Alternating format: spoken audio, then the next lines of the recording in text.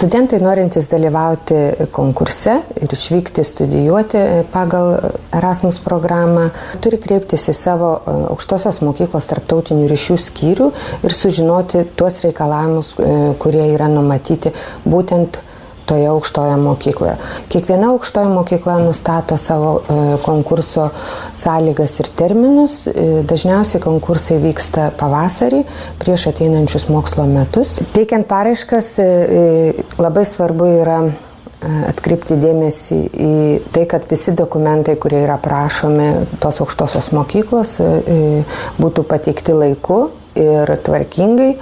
Dažnai svarbu ir dėstytojų rekomendacijos, aišku, užsienio kalbos lygio dokumentai ir motyvacija, motyvacinis laiškas. Kodėl studentas nori išvykti studijuoti, kokią pridėtinę vertę turės tiek jam pačiam, tiek institucijai, kad jis išvažiuos studijuoti arba atlikti praktiką užsienį.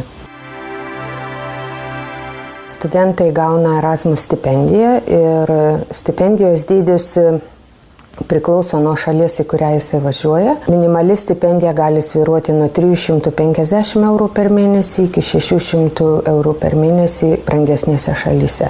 Taip pat, jeigu institucija turi daugiau lėšų tais metais, gali skirti ir didesnę stipendiją.